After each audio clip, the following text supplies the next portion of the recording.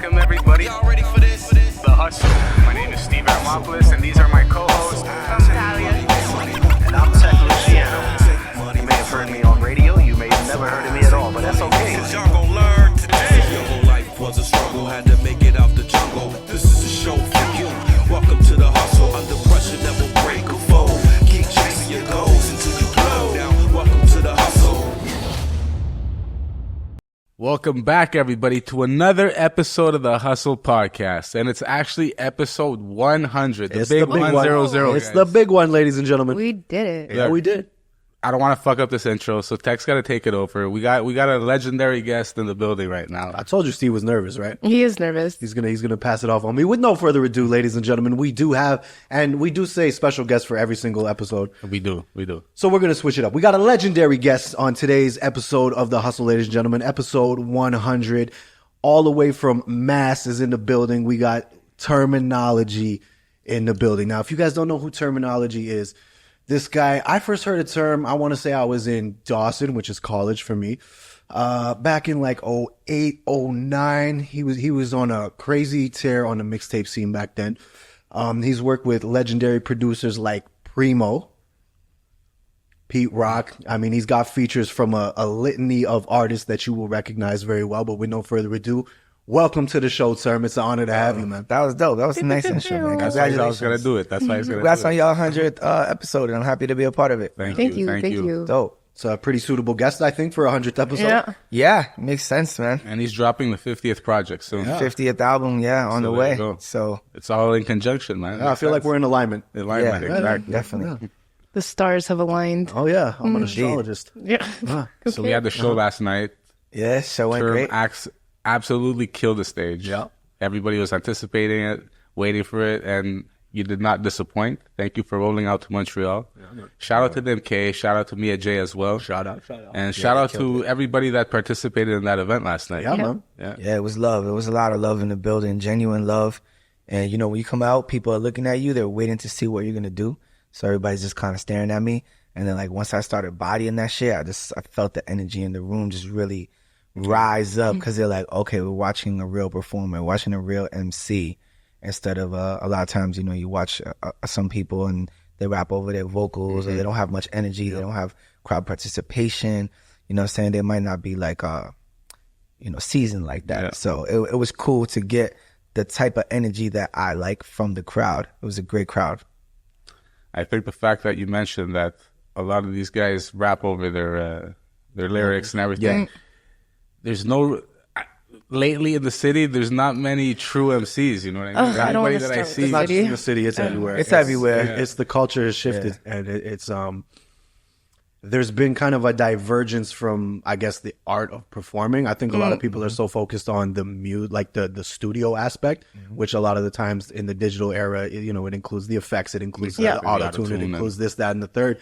And the mark of a true MC, as we spoke about off camera, one of the things I noticed right away was your breath control, which pause, but your breath control was, I mean, I think the best I've seen since I saw Chuck D, which was many, many years ago, and he did a 2-hour show and his voice was fine. Legend. You know what I mean? Yeah. So I commend you on that. Thank you, man.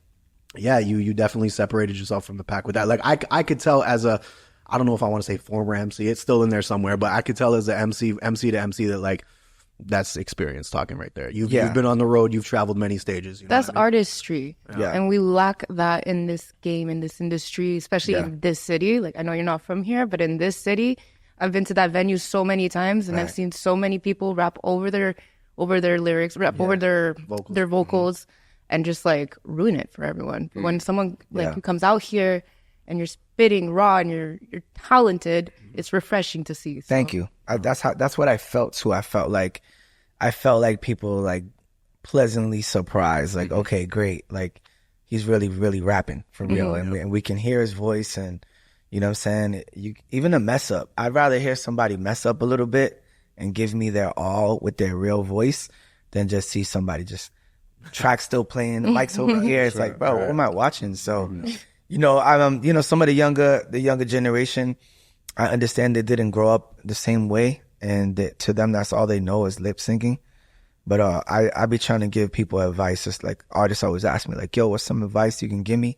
And I'll be like, yo, memorize your stuff, practice, you know, get a DJ, learn all your words, have your DJ or your backup singer or your hype man, hype woman, have them learn your stuff and put on a good show. Cause if you put on a good show, rehearse, right? If you put on a good show and the crowd remembers you and the promoter remembers you, you can get booked over and over and over in different cities over and over, and they'll love to have you back. But if you come and you do a whack performance, it's one and done.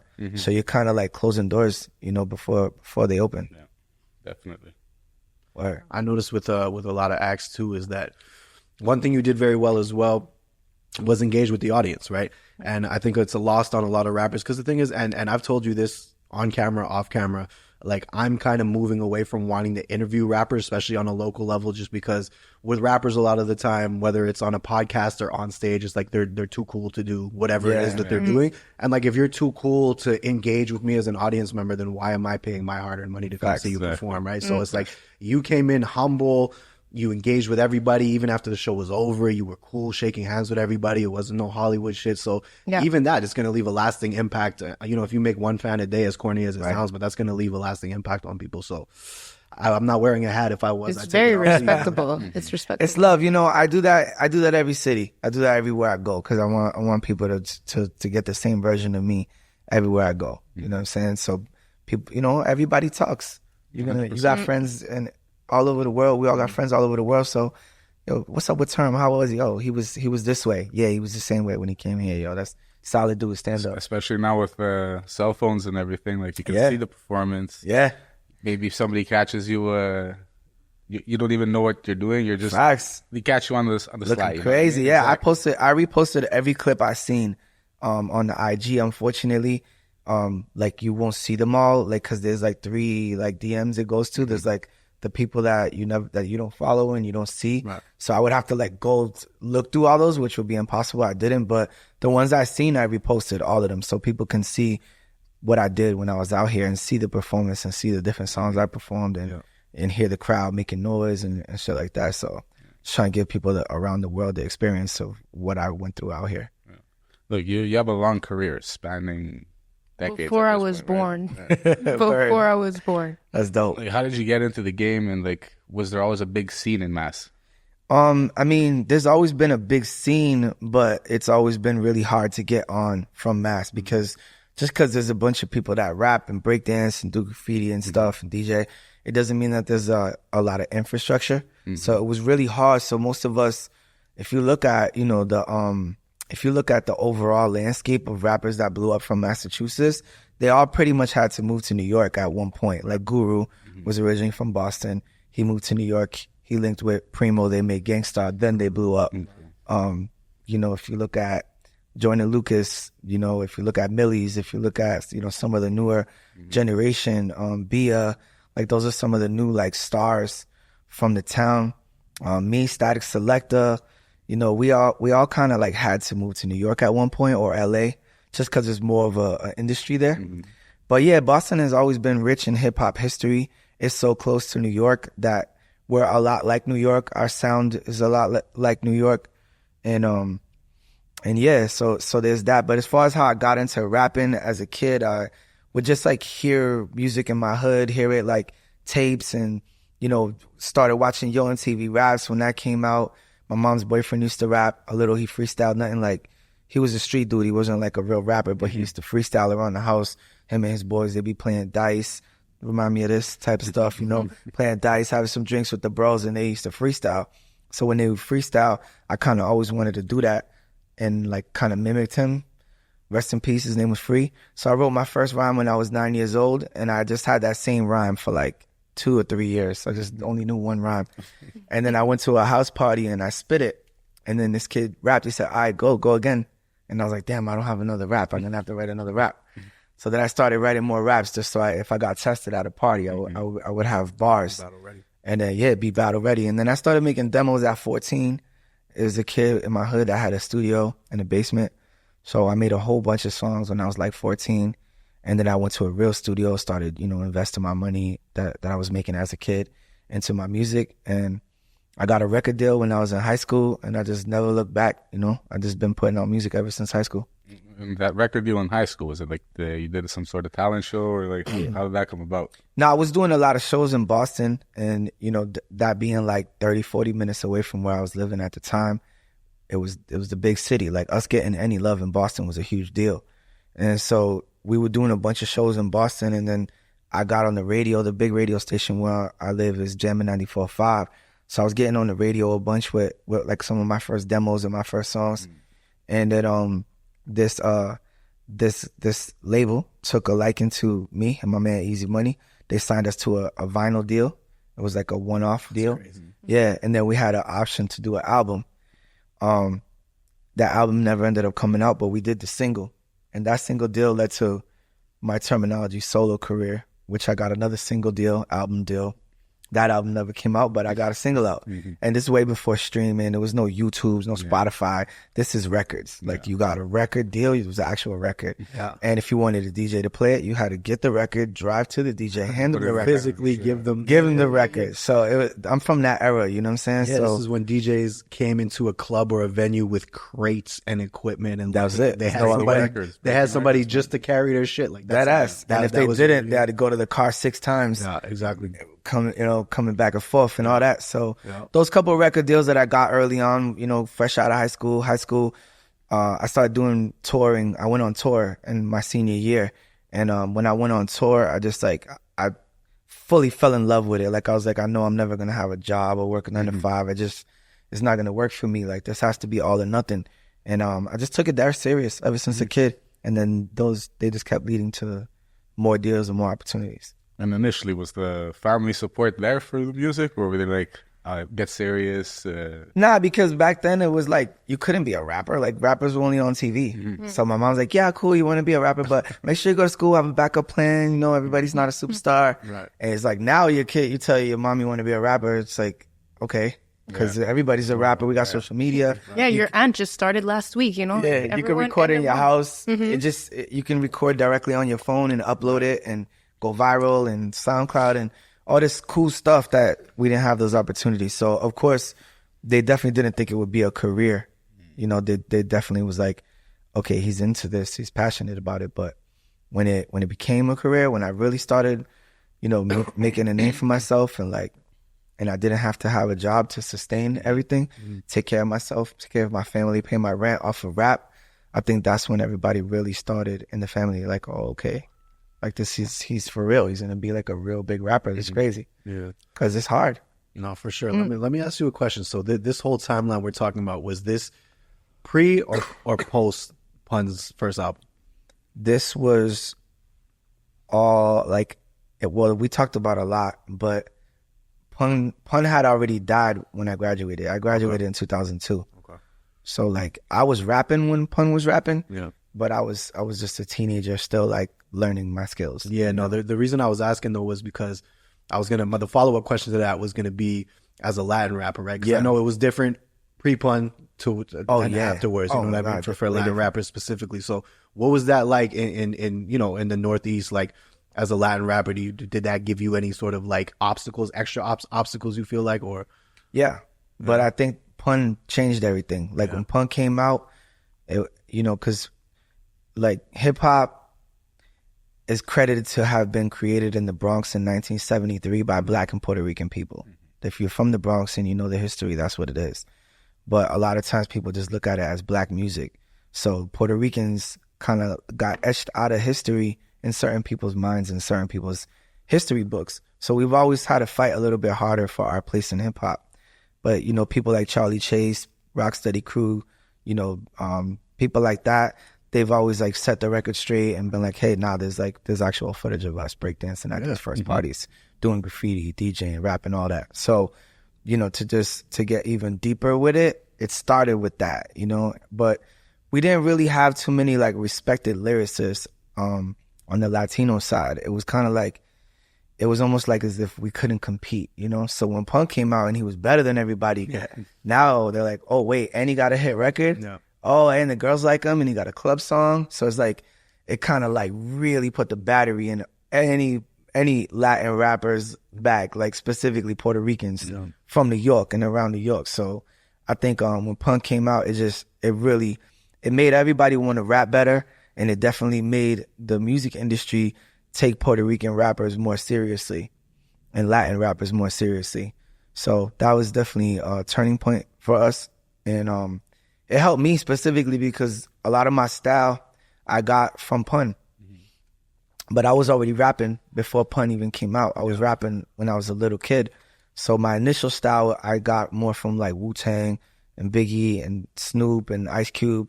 You know, I already had my own style. I already had 100 songs out before Pun's first album came out. Like I had 100 songs done and was like releasing them on tapes around the hood. But when Pun came out, I ain't gonna lie, I kind of changed my style to sound more like him. You know, because it was just so, but yeah, exactly. But at the same time, it was like he was doing the same style that G-Rap was doing, and Nas was doing the same style that Rakim was doing, and Eminem was doing the same style that they were doing, Big Daddy Kane. So it's like we all kind of came from that umbrella of those first people that rapid fire spit. So a lot of people be like, "Oh, you took Pun's style, or you sound like Pun." I'm like, "Yeah, that's because you don't know your history." If you knew the history, you could also say I sound like Nas or G-Rap or Eminem or whoever. It's the natural progression. It's the flow. It's natural to be influenced by people you idolize or who had a major impact on the culture. I mean, it's not a bad thing. Nah, hell no, that's great. If anybody ever compares me to any of those names I just said, that's a blessing. Right? Facts. It's different than what you see today when every single person has the exact same flow. You know what I mean? Yeah, that's tough. I like the fact that, you know, I like when I hear rappers that are different. Even if I don't like their style, I'd be like, oh, that's different. Yeah, it's that's refreshing. Cool. Like, yeah, you got your own shit. That's what's up, you know. When did you link up with Static Selector? Me and Static met when we were 16, and me and Static were both born in Lawrence, Mass. We were both born in the same hospital in the same year, and then it's weird. It's like some destiny, fate type shit. And we didn't meet until we were 16. And he was doing house parties and throwing parties, and I was doing them as well. And he was, you know, DJing, I was rapping. And so once we met up, we just hit it off on some like hip hop head shit. Like, yo, you collect records? Yeah, me too. Oh, you got turntables? Yeah, me too. Oh, you rap? Yeah, DJ. So we just became friends, and both of us were just really passionate about, you know, wanting to make it in the game, and keep it going. The shit that we love, the music that we love, we wanted to keep it going and add on and become, you know, legends in the game in our own right. And as we got older, he moved to Boston, then he moved to New York, and then I followed him. I moved to New York a couple years later, and shit, man, from then to now, we've done some fucking damage in this game. We planted our flag, you know, and got respect from almost every producer, rapper, and DJ that we looked up to. I remember when 1982 came out in the city, especially was it Buddha Blaze, DJ Buddha Blaze?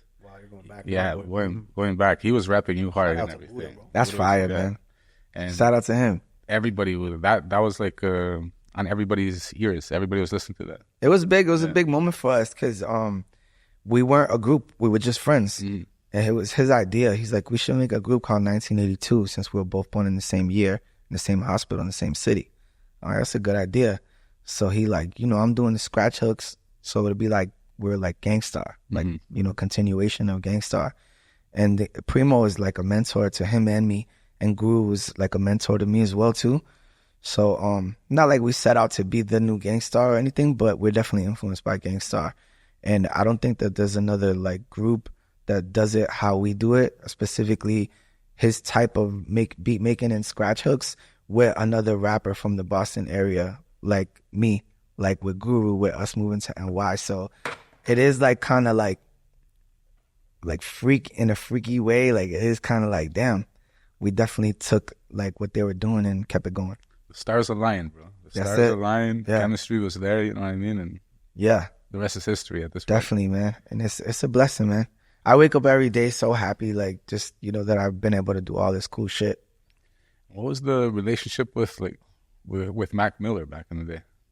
All right, so Mac, his first time ever on the radio was on Static Show. Oh wow! Okay, I didn't know So that. yeah, this is before Kids came out. The Kids was just about to drop, and he was like just underground at this time. You know, he was about to drop. He was making some noise, but he wasn't really like, he wasn't popping yet. He was just a unknown kid.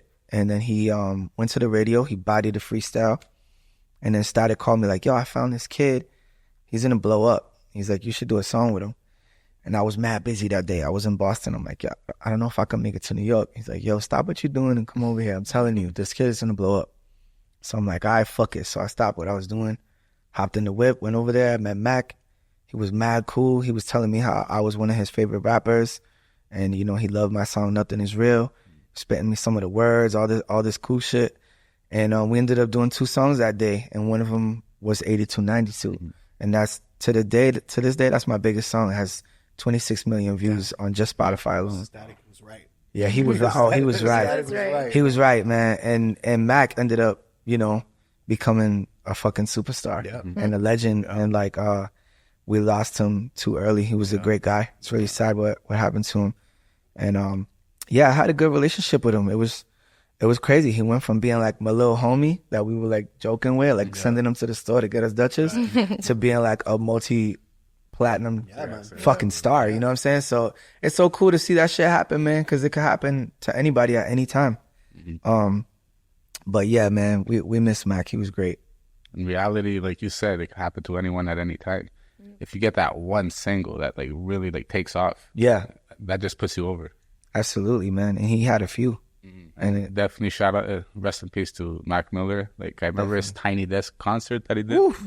That one always gets me. Every time I watch it, dude, like I get the feels. I get choked up, especially because we lost him. But you know, it was just like it's probably my favorite Tiny Desk ever. And there's so many great ones. But just him closing his eyes and just like really getting into the song, it's like it gives you goosebumps and shit. So I'm happy that he got those legendary moments in his life. Some people, we hear about them and then they just die right away. So at least, you know, we got a few albums out of him, some world tours, some cool videos and shit like that, some good memories. Yeah, man. Speaking of the legends that have passed, you also have, I don't know how many features you have with Sean Price, but it's a lot. You played one last night, one of the tracks, and it's every time I hear Sean P, it's like it brings me back to Onion Head and everything. Yeah. I just get pumped up. Yeah, P was a great guy. P, I went on one of my first tours with Sean Price, and it was like 2004, so it was my second tour, and I was still battle rapping at this time. And I remember we went to Virginia and Washington D.C., and I was like battling, you know, dudes outside, and it was like, "Fuck you, suck my dick," all this extra crazy shit. And he was like, yo, chill, bro, you're going to get us in a fight. And like, he was a super goon, so it's not like he was scared, but he was like, bro, what are you doing? Like, he doesn't want some unnecessary shit. Yeah, you're doing a bit much, like, chill out, bro. So it was cool, man, because as much as he was a goon and he was crazy, he was also like a really smart guy. And he was about his paper, you know, he was legendary rapper, good father, funny motherfucker, hilarious. He used to call me Herman. It's just like, where did that come from? Like, Hermanology. Just so stupid. I actually have one song with him right now that we never released. We're about to drop it this summer. And in the song, he goes, I'm chilling with Termanology, sipping on Bustelo.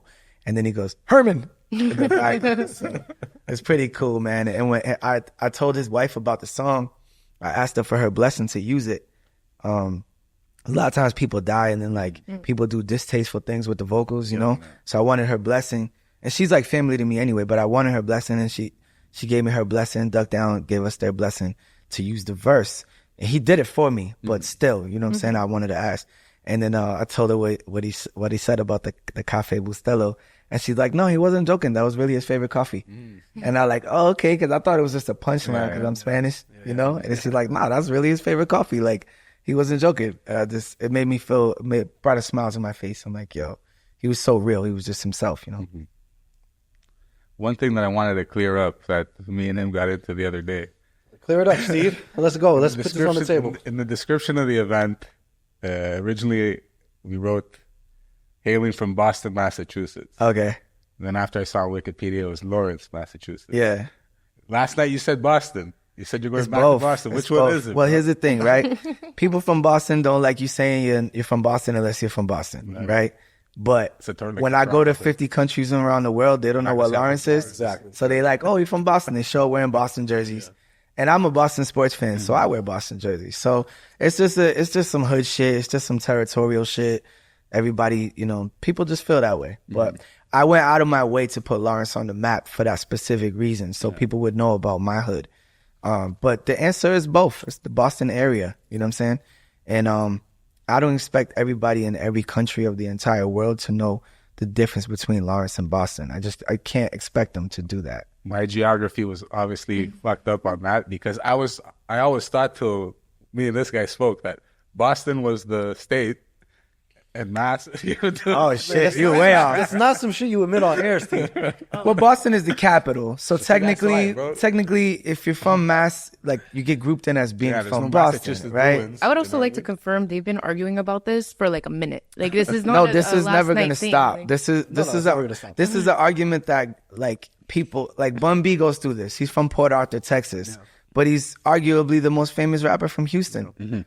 But people don't like he's saying he's from Houston because he's from Port Arthur. So it's like it's the same thing, bro. We're always gonna go through that. Yeah. It's okay to be from two places at once. Corrupt is originally from Philly, but he's a Cali rapper. Yeah. Exhibit's from Detroit originally. He's a Cali rapper. So it's like you're always gonna, somebody's gonna always feel some kind of way about something. But no, for sure. I was born in Lawrence, and I grew up in two cities called Lawrence and Haverhill. And, it's in the Boston area, 20, 30 minutes outside of Boston. Yeah, no, just to clarify, I was not taking nothing away from you. I just want to, I like being right and telling Steve I'm right. Yeah, I'm from one Lawrence, of my favorite things to do, bro. But if you always like, oh, he's from Boston, I'm not going to correct y'all because it's technically true too. Yeah. I'm from the Boston area, you know what I'm saying? All right, We'll bet. go 50-50 on that. It's like having a debate here, like, oh, I'm from Montreal, no, you're from Laval.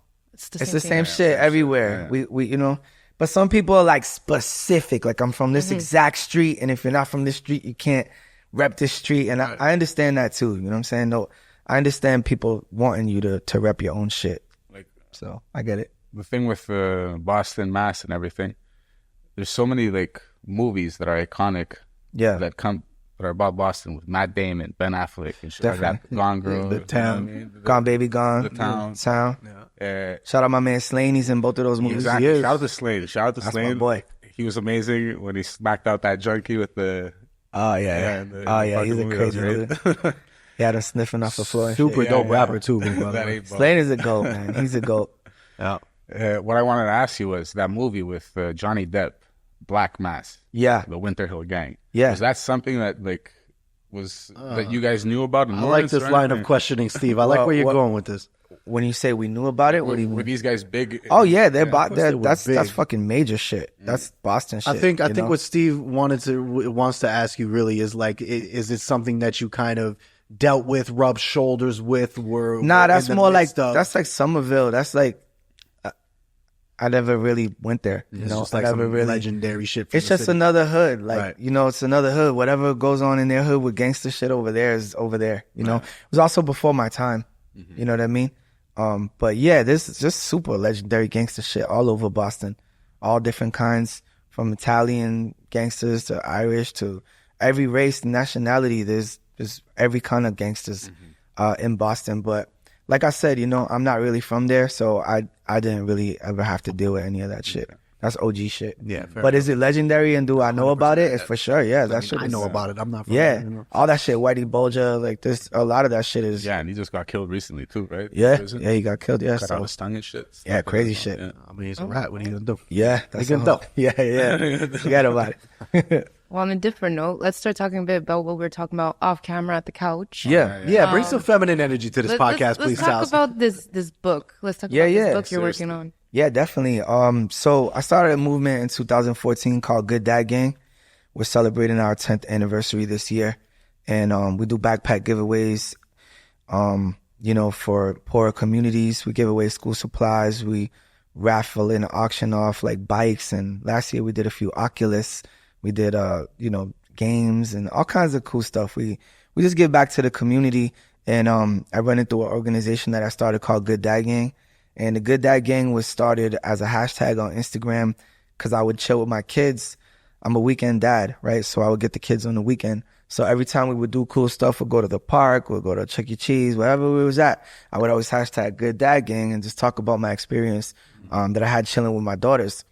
And then I made a shirt one time, just one shirt, and I was like, hey, if I made this shirt, would y'all wear it? And then the comments went crazy. Like, let me get 5. Let me get one. One for my husband, one for my boyfriend, one for my brother.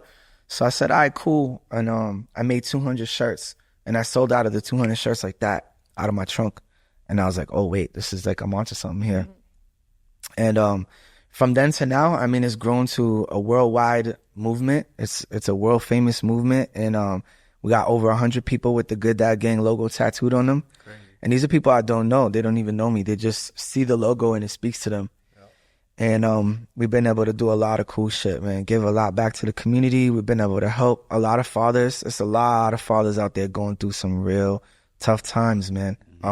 Some of them even kill themselves. They take their own life because they're going through it. Like they don't get access to the kid. They don't get, treated like a real parent. They get disrespected, especially in American court system and just court systems all over the world. It's bad here too. Yeah, it's bad. And to be very transparent with that, I mean, everybody's going to have their opinion on it, but it pretty much comes down to that, it's a money play. If you put, and let me just say this, I think every dad should pay child support. I think we should all take care of our kid, but I also think that the way they do it is wrong, because the way that they do it is more like every time they put somebody on child support, then that's a case. So there's money to be made off that dad, and this is not money that's going to the kid. Exactly. So that's the hard part. That's like, it's really deep. Like let's say you lose your job and you don't pay your child support for like a month or two. Now you have arrears. So now you're paying the government. You're not paying your kid. So what is it really about? Do you care about the kid, or do you want to make money off all these men? It's about the envelope at the end of the day. It's all about the bag. So that's a very touchy subject. It is a touchy subject. I do feel like really bad, man, for a lot of fathers. They really get screwed. And it's not only sticking up for fathers' rights. It's more just celebrating and trying to help fathers. Exactly. Whether you're in your kid's life or you're not, I just I preach, just be in your kid's life as much as you can. Be a good parent. Try to be present. And we've helped a lot of people, man. A lot of people have hit the DM and emailed us and been like, yo, I don't know what to do. I can't see my kid. And, I got to go to court, but I don't have money for a lawyer, or I went through this, I went through that. And I'm not an attorney, so I can't give like real advice, like but advice, I do give them certain advice. Like, okay, I had to go to court to see my kid. And then when I went, I'll tell you, this is what I did. I showed up on time. I made sure I looked on point. I made sure I had clean piss in case they say, oh, you smoking weed, or you this or you that. You got to go over there clean. Have a couple of dollars in your pocket in case they ask you to make a payment, even something light, $100, Just don't go over there looking messy, all late, arguing, swearing, dirty piss. Then that's the easiest way for you not to see your kid, even though it's technically your kid and you should be able to see your kid whether you're a mess or not, but it's just not the way it is. So it's heartbreaking, man. It's tough. And my heart goes out to any good father that wants to be in their kid's life and they're denied access. Yeah, and the reality is too is there's not enough resources for men, specifically for men's mental health as well. Yeah. Like you said earlier, there's a lot of cases where men are committing suicide because it's really society is progressing and it's changing slowly, but for men in particular, it's like we're not allowed to kind of be vulnerable in a certain instance, in a certain way rather. And it's kind of frowned upon. So, as men, you don't know this, but I'm sure you can imagine. As men, when we deal with our shit, at least me personally, you just push it down. You just push it down. You just push it down because it's weakness to us. Yeah. To me, that's how I was raised. There's no mental health. There's no therapist. There's none of that shit. And you got to watch what you tell because they'll use it against you. Exactly. And that's, big time, bro. So, what you're doing is super important, bro. It's super commendable. I'm definitely going to support it. I definitely got to read up on it. And thank you. And yeah, bro, there's a lot to it. We kind of touched on the more heavier side of it, but on the more fun side of it, just like the fashion, we did the pair of sneakers with Patrick Ewing, collab, shout out to DJ Trace, the designer. And, these are great moments where people on Father's Day can get a cool gift versus like before you would get like socks and underwear, or like they expect dad to be on the grill and cook food on Father's Day. It's like, vibe, it's just nonstop. Like, it's just like, there was no, we've created a wave where like, it's cool to be a dad and it's cool to celebrate it. And, now we got our own sneakers with Patrick Ewing. We did a collaboration with Gangstar, DJ Premier, Good Dad Gangstar, which I made a ring. This is the logo. So it's the Good Dad Gang logo, me and my daughter, but also with the Gangstar. That's fire. So it's pretty cool. And You know, we did the Diamond Supply collaboration with Nicki Diamonds. That did really well for us. So doing these different collaborations, I've been able to get different kind of eyes on my brand and spread awareness to the Good Dad Gang movement. But yeah, I love it. It's one of the most important things in my life is being a good dad, being present, and also the brand is one of the most important things in my life because it's way bigger than me. The shit that I started is so crazy. Like this movement is so big that, you know, we're about to drop a book next month, a self-help parenting book for fathers, Good Dad Gang book next month. So, you know, Father's Day is like the biggest holiday for me and mine, and for our brand, and just, you know, for fathers in general. We don't get celebrated often, and a lot of times, like I said, we don't even get treated like a real parent. A lot of decisions get made without us even being asked, and it's very unfair, but, you know, at the end of the day, man, you know, it is progressing slowly. Yeah. And it was a lot of really bad dads out there that gave us a bad rap. It's a lot of horrible dads. And I hate the fact that they kind of make it seem like they're all bad, but because they're not. Even if it's 50-50, it's still like there's 7 billion people in this world. So if you just because you know a few bad dads, it's not okay for you to go around acting like everybody's a deadbeat. And that's the stressful thing that I go through with the comments, because sometimes, you know, we'll put up certain content and like it'd be women, like spiteful, hurt women that have a bad relationship with their dad or their baby dad, and they'd be in the comments like, oh, you guys don't take care of your kids and this and that. And, you know, I take care of my kid every day. I don't have to wear a shirt to talk about it. It's like, yeah, I know, but we go through our own things too. And I want to celebrate being a good dad. Like, there's nothing wrong with that. You know, a man wanting to be in his kid's life should never be anything but a good thing. But that's the thing, and you know, to kind of take the conversation in a different direction, like, that's the thing with social media. No matter what you're doing, no matter how positive what you're doing is, they're gonna find a way to spin it and make it negative. Yeah. It's just, it's become this cesspool of just toxicity and negativity, bro. It's just, I already told it's hard. I already told my team, I'm like, yo, when the book comes out, don't take it personal. Expect a whole bunch of hate. Because to be honest, I'm fighting for men's rights. So, okay, what happens when you do that? You get a bunch of mad women. So that's not what I'm looking for. I'm not looking for a bunch of enemies. My book is about having men and women work together. Exactly. That's what it should be. That's what co-parenting is. I could hate you, but still, we got to raise this kid. You got to figure it out. You feel me? But it's just unfortunate the communication is messed up. So, we'll see what happens. But I know I did, you know, the book is amazing. It's all about helping dads be a better dad and, you know, helping dads learn how to co-parent, whether it's through the court system, whether you have a buffer, whether you still deal, you know, with your kid's mom or whatever. It's a lot. I think the movement in itself says a lot about your values, where your heart's at, where your head's at, and what you're trying to do, not just for yourself, for the community, for all men.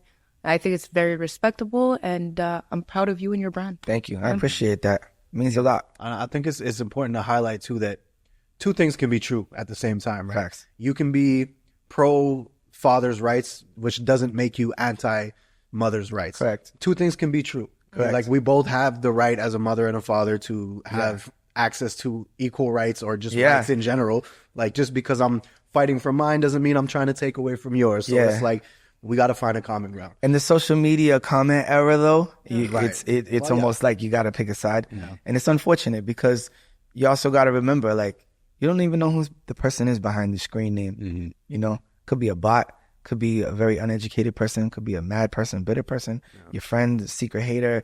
There's so much weird shit going on in the internet. You don't even know who the fuck who's even talking to you. So let me ask you this, because, you know, obviously being an artist of stature, you're more, it's more appropriate for you to answer this question than us, for example. But, like, what is that like? Are you somebody who reads comments and does it affect you, or are you just put it out of your head?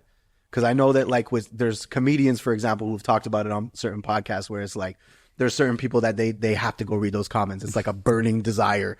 Fucks with them, you know? Yeah, I read them. I don't read everyone, because it can fuck you up and get you mad. And I can only imagine. It could really fuck you up, man. Because people say really fucked up mean shit, you know. And that's You're why like, am I a fucking piece of shit? You also have to consider the fact he has a bigger platform, Well, so more that's people why I'm asking. are. yeah, Exactly why I'm but it's to piling be on even honest, it's crazy because considering how many fans, not even fans, considering how many followers I have, I get a lot of very positive feedback. You know, if you go to my comments, it's like 99% love. You're always gonna get somebody that is just mad at you. You know, I've been a very popular person my whole life, so I smashed a lot of people's baby moms. I'm sure they're mad at me about it. Talk your shit. Yeah, just be real, man. I've been to 50 countries. You know, somebody's joint got popped, and it's like, you know, they probably found out about it, and You're taking shit down. bro, I've been to 50 countries. You know what I'm saying? You know, it's gotta be. You gotta be a weirdo to like be following your account and talking mad shit to you. Like, Yeah. No, but people are, you know, listen, man, people are heartbroken because their life sucks. So anybody that's that's really what it is, anybody right? that's doing anything cool, they're gonna get mad. I go, you know, if you go to any celebrity's page, all the comments, half of the comments are people saying the meanest things to these people, things that ain't even true. They'll put all kinds of lies behind your name, all kind of fucked up shit, and your best friend will die, and they'll go on there and say, "Oh, you killed your best friend." Illuminati, Bro, like what the hell? Like these are real people. That's a whole nother convo. But yeah, man, I try not to let it get to me. I think that what I do is if it's like somebody's like, yo, that's a whack shirt, that shit's corny, I won't erase it. I'll leave it. That's your opinion. Take it on. But if somebody says some fucked up shit that's like OD, I'll just erase it. Seriously. And if I gotta block them, I'll block them. But I usually have nothing but pretty much good feedback. And like I said, man, if somebody says some crazy shit, I'll just delete it because you know, if you give it any attention, then now you're feeding it. You're giving them light. It's better off to just be like, okay, this person's whack, and just delete it. I'm feeling like there must have been a little bit of backlash when you did that Slain album, because there's a lot of hardcore fucking raps in there. You know what I mean? Yeah. Backlash as far as what? As far as like the lyrics were just too hardcore for the women. You know what I mean? Like, Oh, they were rough. yeah. I think it's because the kind of fan base that Slain has built up with La Coca Nostra. Just built it. Yeah, he came from La Coca Nostra, right? Which is crazy. Yeah. And also DMS, which is a crew, you know, real street dudes. So he's from those crews. And also, you know, him just being a part of like a bunch of hardcore ass rap. Yeah. I was like, I gotta get on his level, you know. No, you got on his level, definitely. No doubt. Even when I did the Physiology album with Little Fame from MOP, they're like the most gangster group of all time. So I had to tap into my street shit with Little Fame, too. But then, you know, I got some of the other albums with more like different kind of artists, and I was able to tap into a different kind of artistry. I think it's super unique that because you have so many projects, and you got one with Bun B, you got one Paul Wall, you know what I mean? And the fact that you're tapping into these different waves and everything, it's like you get on it so perfectly. Thank you, man. Yeah, it's become an art. I mean, I think putting out projects is probably my number one hobby, I guess. It's like my favorite thing to do. I'll say so. Yeah, I'm celebrating my 50th album this month. That's crazy. 37 albums, 13 mixtapes, all original material that I wrote myself. And, you know, it's cool, man. There's thousands of songs. And it's like you said, it's like, okay, I'm doing an album with Slain. I know a certain demographic has eyes on me. So I might cater some of it to that. When I'm doing songs with Paul Wall, I might keep it in my mind that a lot of people hearing this are going to be people that are fans of Texas music. Yeah. So you might hear more references, pardon me, about like the stuff that goes on in Texas and stuff like that. So plus I'm a ghostwriter. I write for other people too. So it's easy for me to be a chameleon with the pen. Sir. Yeah. I wrote some really cool shit and produced. Speaking about ghostwriting, is there any tracks that you can tell us about, or everything has to remain sealed? Nah, I think it's kind of public knowledge that it's not like I wrote any like big platinum hits or anything, but it's kind of public knowledge that I write a lot of shit and let other people say it. Okay. Because it's just sometimes it just sounds cooler with somebody else saying it. You know what I mean? Enough. So I think a question for music fans is on the industry level, how common is it? Like really realistically, when we're getting up there with very established acts. The How most common is common. the It's the ghostwriter? most common. It is. Yeah. I kind of knew, but I You wanted can literally I just want go them to check hear the you song say it. credits half the Yeah, time. but they don't right? always show up. You know, you're right. You can, and if you ever look at like a big artist like Beyonce, there's like 15 writers on Yeah. that song. Writers. Yeah, but Yeah. as she should, because she's in it for a like a different global reason. superstar. She's not trying to be a true school MC. She's a come on. Yeah. She's a fucking star. So That's you know, when you're churning out music. You they're gotta- just banging out hits Yeah, all that's day, it. and I wish I was part of her writing team. You know, You and me both. yeah. So that, but I think that just like, I don't think there's nothing wrong with it. I just think that it's a different conversation if you're saying that you're the greatest rapper ever, shit like that. I'm glad you said that. That's now you're getting into a whole other different conversation. Because you know what, we have a real MC on the podcast today. So listen, I got to ask you this question, and of course, I'll preface it with this. All right, I don't expect you to shit on anybody. Yeah. I don't expect you to even necessarily take sides. Okay, Answer politically. That's I it. mean, if you want to, if Yeah. not, cool. There's the so-called hip-hop civil war going on right now. So you got Yeah. the big three. Rick Ross jumped in the mix. Yeah. You got producers in here. There's a whole bunch of crazy shit Going crazy. on. What I want to know is, what is your kind of, because listen, I'll say it from my perspective, this whole beef to me is super soft. Yeah. Super soft. My whole thing is We like, just played it. We before were you just guys walked listening to in. it. but like, Okay. dude, if you're supposed to, you're calling yourself the greatest rapper on earth or whatever K Dot is calling himself, and I'm not saying he's not, but if that's what you're calling yourself, and you've had a scathing career-ending diss track towards somebody for 4 years, I mean, at a certain point, you gotta rap. If you're gonna put it out there like that, now we're at the point where rap. Everybody start fucking rapping. I want to see who the That's best is. it. Just rap. That's it.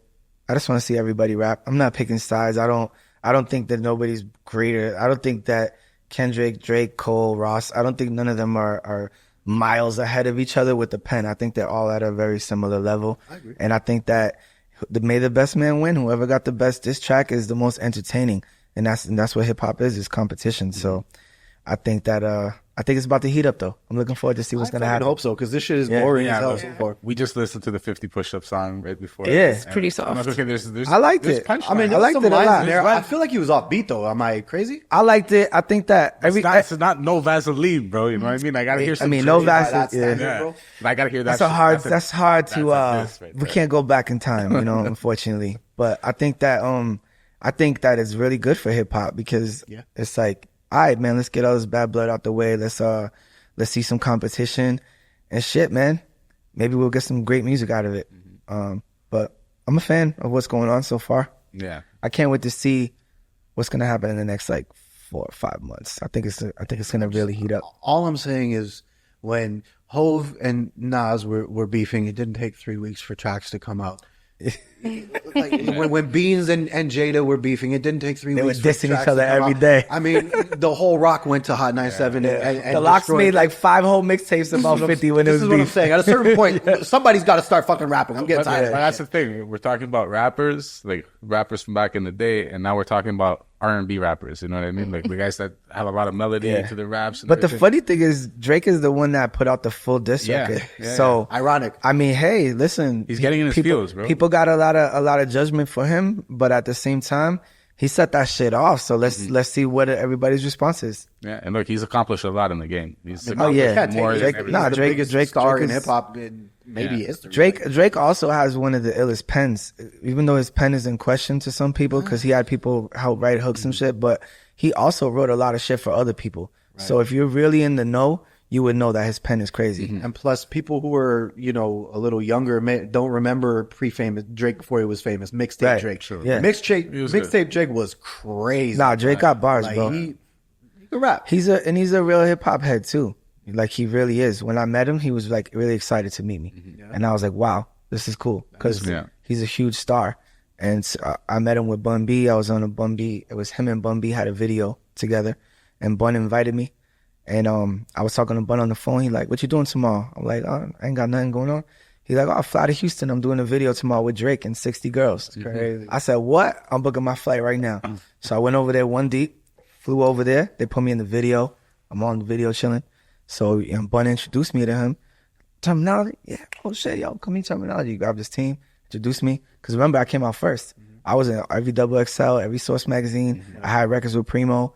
Big shit. So I came out first, and it isn't, great. I never got to that level where he's at, but he definitely knows who I am and knows what's up. That's beautiful. So it was cool, man. It was dope, and I know he's a real hip hop fan because he works with people like Primo, and he always be shouting out people like Jay Dilla and like working with Little Brother on his way up and shit like that. So I know that he definitely a student of the game, and just taking myself out of it, I think it's good for hip hop what's going on. I just want to see some bars though.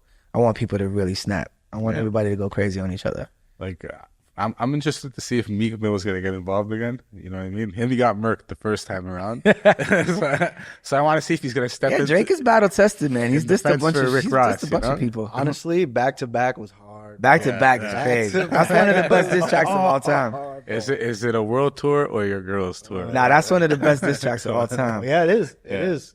I think it's gonna get interesting, man. Let's see what happens. Yeah, we'll see.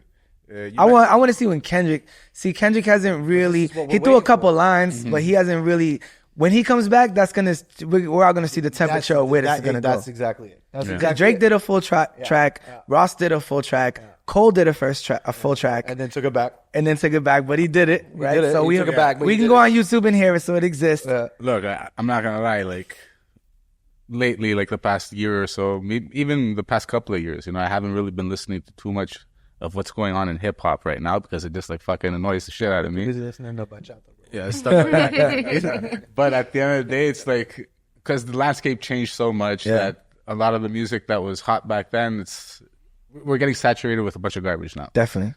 And what's this beef about? I don't know. Like it just like popped onto my feed, and I'm like, I don't know. I mean, that's the cool thing, right? Underground hip hop is always about who's the best. Right. So whether mainstream is doing good or not, we stay consistently doing the same things we always do. So it's like they're kind of like now the commercial guys, the big stars are taking a page out of our book and competing. So. But you're sure there's not an underlying reason that? Oh, no, listen. There's definitely shit. There's always shit. There's somebody dick somebody's baby. I didn't know Future and Drake were beefing. That's very new. But again, this shit is also mad WWE. These guys but are I'm very sure there's some vagina involved in this situation. That's what I heard. That's what they usually is. The common denominator. They usually is that, or it's a marketing play. Yeah, I heard somebody was pillow talking, and it happens. Who knows, man? We can tell. So you mentioned yesterday that you worked with a slew of fucking rappers in the game that we all grew up listening to. Can you name a little bit of some of them? Yeah, definitely. Like some of my favorite rappers I was able to work with, Wu-Tang. I got like multiple songs with Method Man, multiple songs with Raekwon and Inspector Deck. The Wu's one of my favorite. M.O.P., Mobb Deep. I had a couple songs with Prodigy, a couple with Havoc. Tribe Called Quest. Was able to work with Q-Tip multiple times. The Lox, all three of the Lox. I was able to produce two songs on Chic Luch album. Styles P album. I produced Driving Around on the Wu Block album for Ghostface, Erykah Badu. And she, Was it Gangster and a Gentleman for Styles P? No, I wish it was. Yeah, that's my favorite album. Yeah, that was early. Yeah. The shit I'm talking about was like a couple years ago. Okay. But yeah, man, I mean, just some of those names right there is crazy enough. Just the Lox, Wu-Tang, Mobb Deep, I feel like M.O.P. If we let you keep going, you're just gonna. I'll be here forever. Yeah, Mac Miller, the catalog is wild. Sean Price, the whole Boot Camp clique, Busta Rhymes, fucking bro, it's legendary. Yeah, French Montana. Mentioning all these New York acts and everything. Yeah. Did you ever cross paths with Diddy? I knew it. I knew it was coming. That's what all this was about. And did you notice anything if he would? Nah, man, that shit is. You think he would really tell you if he did? I'm saying. Well, I'll tell you this. I spent some cheesecake. I spent New Year's at Diddy's crib. Not like really. I spent New Year's at Diddy's crib. Talk to me about this. It's not like they make it seem on TV, bro. He left at 2 a.m. so like we don't know what happened at 4. I mean, nobody knows really what happens when they're behind closed doors. Yeah. But as far as the shit that I seen, was no funny shit going on. It's fucking 500 people in the backyard, Yeah. including the biggest superstars of all time and some random people. I mean, and it was cool. It was Reverend Al Sharpton was there. Fucking I was there. Fabulous was there. There was people cooking us burgers. what's his name? The Salt chef- Bae. the Salt Bae. Salt Bae guy was there. I had like 5 Salt Bae burgers. Like it was a good time, man. Freeze to rock, you know. But Khaled was there. It was cool, man. I had a great old time. Fucking counted down the ball, you know, with a bunch of celebrities and people that I've always wanted to meet. And I didn't see no funny shit. That was just my experience, but. You know, From the outside that's looking all I gotta in, say about that. do you believe these allegations? Do you think it's all hearsay? I'd rather not comment on it. I Yeah, think that we should wait and see what happens. Yeah. Yeah, but as far as my experience that I had, you know, at Diddy's crib, it was no funny shit. It was cool. We got that on record. No funny shit. It was no funny shit at all. It was nothing like that. As far as what I saw, you know, I only chill with him one time, so Okay, yeah. I don't know what he does. Look, on his like own. you I mean, said- that's his business. Yeah. Yeah, but we'll see how this all pans out. It is his business at the end of the day, but when his business involves like some crazy criminal acts, There's some wild allegations. We gotta wait and see what happens. See. Yeah. You're right. We gotta wait and see because at the end of the day, if we talk on it too much without knowing what the I don't want to comment on it without even knowing the facts it's either. Tarnishing the guy. Because anybody can be accused of anything, but until you're, you know, until you've been, you know, guilty, like you're. Yeah. That's when people can kind of talk more on you. But you know, it's the guess- internet. People love talking about everything, especially things they don't know about. The question still remains: did he do it? No, look, I was just waiting to say it. they're going crazy on the internet with the memes and everything. Yeah, of course. So, man. 50 Cent is on a all these tirade. videos. I swear to God, yeah, I love 50 Cent. 50 Cent. He's so funny, bro. The bike seat. He's a genius, bro. He's fucking hilarious. Nah, 50's a marketing genius, man. He is. He really is. Definitely. Like you said, you've been 50 countries at this point. Yeah. 52 countries or something like Countries, that. yeah, 50. What's the craziest shit that's happened on tour, bro? That's Man. at the top of your head. Sheesh. It's a lot of shit, bro. It's a lot of shit. It's, I know. Give us one. Give us one. spanning over a 20-year period, you know? Man. I'm trying to think, bro. There's so many. Probably my DJ getting locked up in Sweden. That was rough because it was just me and him. So he got caught with weed. He was smoking a blunt. They don't play like Big ASAP fucking, Rocky, bro. big fucking deal over there. So they took him, and not only did they take him, but they made him bring him back to the hotel he was staying at. They raided the room he was in, didn't find nothing. Locked him up. We had to bail him out. Used all the money we made for the show to get him out. Oh my god! Luckily, thank God, he was gonna have to stay and go to court on Monday, but they ended up letting him out.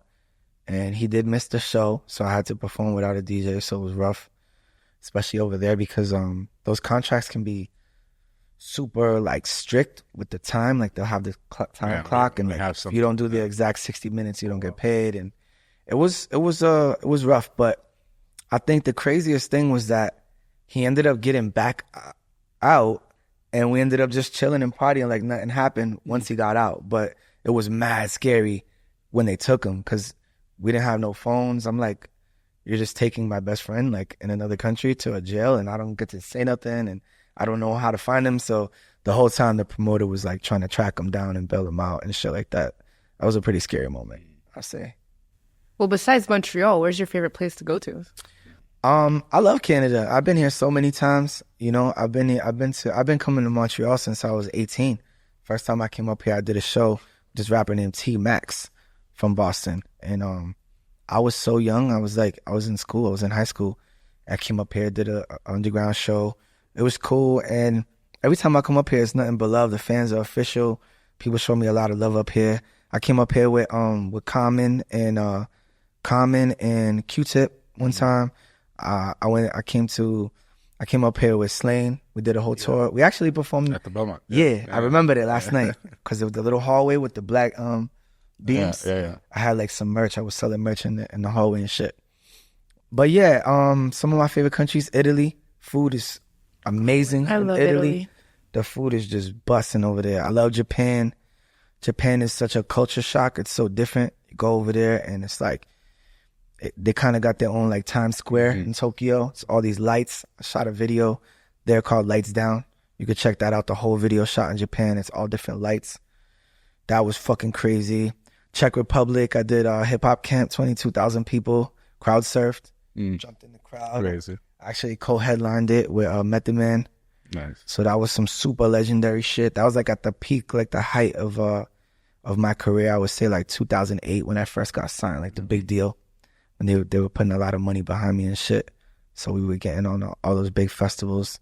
That was some legendary shit. Bangkok is crazy. Thailand is wild. That was a fun time. I went to China. China was crazy.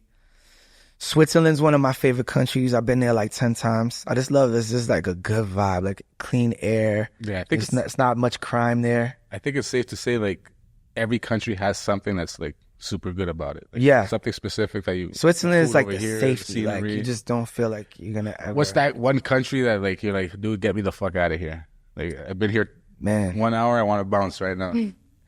I mean, as soon as you say that, then in the comments it turns into Term hates this place and these people. We're not, yeah, up his money. Yeah, we're not gonna do that. We're not gonna do that. But I would say I do have cities and countries that I stay away from. Mm-hmm. You know, I won't say them, but there's certain places when they book when they say want it after. Yeah, I'll tell you off air, but Yeah, like sometimes I'll turn down. Like I'll come to Montreal just because I love it, Mm-hmm. but some cities I wouldn't go to even if the pay was double or triple. Because I don't care. It's not your vibe. I might have had a bad experience there. I might just feel like the weather sucks or the people suck, or I don't really care when you get to customs and you got to deal with all that shit. Because I've been through some shit with that shit. You know what I'm I saying? can imagine, bro. Going to 50 countries and You're about to run into some bullshit run into somewhere. some shit. Yeah, I've been Like to your boy Greece. getting locked up. Like Right. I've been in Greece a bunch of times. I had a great time in Greece. I love Rome. I try to go to the cool shit like the Acropolis in Greece and, you know, Colosseum in Rome. Just shit like that, you know, shit that like motherfuckers don't get to see from Lawrence, Mass. Yeah. It's a miracle that I've been able to do all this shit being from the poorest city in Massachusetts. You know what I'm saying? Being just a poor ass kid that just grew up, projects, hood, no money. And you when know, you think about it too, you're like, music brought me this far. all music Right, and right. all music and my hustle and my grind. You know what I'm saying? Because that's what it really is. You got to be willing to give up your whole life for this shit. I sacrificed being able to have like a real relationship with a woman. You know what I'm saying? Because it's like like you got to give your all to your partner. Yeah, we got to talk about that. Like the fact that you're traveling so often. Yeah, you can't give your all to your partner if you're never around. You're never there. Yeah. So, you know, sacrificing time that I could have spent with my kids, sacrificing, you know, personal gain, doing things for personal gain, like, you know, things that I could have done for myself. I gave it all to the game instead. I spent more time in the studio than I've ever spent in a relationship with a woman. Not that I haven't had some great relationships, because I have, but it's just like, it's a little bit unfair to everybody that the music will always come first. This has been my love my whole life. Seriously, when you're like thinking on it, you're thinking about like how much time I've been in the studio, My whole how life. much time I spent writing. It's your whole life, dude. 50 albums Yeah, and It's crazy. probably 2,000 features. You know, I produce, I ghostwrite, I co-produce, I fucking executive produce. I got artists, I help artists, I mentor artists. You know, helping out with the Trill Statics with Bun B and Static. Just like, I'm just really good at like being the glue behind the scenes and making shit happen. Yeah. So I'm wanted in a lot of big moments. Like people be like, yo, we need Term there, because I'm gonna hold it down. Look, just as soon as I saw you when you got to the Airbnb or the venue, the vibes are already good. You know what I mean? Yeah, And it's all people good. feed off that. So when they see good vibes and like Term's a good guy to chill with, a good guy to work with, 100%. Yeah. yeah, and it always leaves a door open or a window open, and there's always an opportunity that can come from it. You know what I mean? Just being humble Yeah. and being a real dude. I think I'll be able to do this for the rest of my life. Like Snoop. That was my next question. Okay. Is there a moment in the foreseeable future where gotta hang up Term the check. says, maybe not hang it up completely, but hey, I'm gonna step back. I'm gonna. yeah, he's you know, taking a 3-week vacation. He said it before. I think yeah, a vacation is a vacation, but that doesn't mean I'm gonna stop rapping. Or no, anything. no, of course not. Yeah, But- I do need a vacation because I've been working really hard. But I don't know. I feel like now that I got to 50, I feel like I need to do 100. So so now you can only do so Right. many a year. You can be the Ric Flair of hip hop, bro. You know what I mean? Yeah, So I see that. I feel like I might do 50 more albums. Why not? You know. Look, the fact that you're pumping out all this material, has there ever been that writer's block moment? Yeah, I get writer's block. Because for me, it feels like, bro, there's no writer's block at this point. No, I get writer's block all the time, but I know how to trick myself out of it because it's all mental. Sometimes you got to just start over tomorrow. Sometimes today's not your day. And then sometimes I'll just I'll do cool shit. I'll read the dictionary. I'll listen to one of my favorite albums. I'll watch battle rap. You know, there's different ways that I get out of my funk. Sometimes changing your environment sometimes. Changing your environment. Sometimes I put myself in a place where all I could do is write and tell myself, like, okay, you're not leaving this room until you write this rhyme. Doesn't matter how you feel. Like, your feelings don't matter to this business situation right now, right? A lot of people are like feeling driven. I don't feel like doing it today. No doubt, but you're not going to get nothing done like that, you know? These are things that need to be done sometimes, so it's like, fuck your feelings, you know? Do you want this shit or not? And like an example, like the song, one of the last songs I did with Cool G Rap, one of my favorite rappers, for whatever reason, nothing was coming to me. And it's such a big opportunity for me, and I'm like, shit. And I'm like, I know he's gonna body me no matter what I say, because he's fucking Cool G Rap, right? But I gotta kill this shit. I have to, like, otherwise I'm doing a disservice to hip hop, and I shouldn't be rhyming anymore. And I definitely shouldn't be saying that I'm one of the GOATs if I'm not going to write no GOAT level rhymes. At the same time, you just put a lot of pressure on yourself. I did. Which didn't help matters much. And he fucking smoked the verse. I got it back first. Because usually I'll go first and send it. Yeah. He sent it back first. So I'm like, damn. So I just sat in my room. I didn't pick up my phone. I sat there with the pen and paper and the beat on loop. It took me 6.5 hours. But I didn't leave that room until I had fire-ass verse. Like, smoke that shit. Yeah. And when I got to the video shoot, I was like, yo, bro, you fucking killed that shit. Like, thank you so much. And you bodied it. He's like, nah, we killed that shit. We killed that shit. Nobody bodied nobody. We were right there with each other.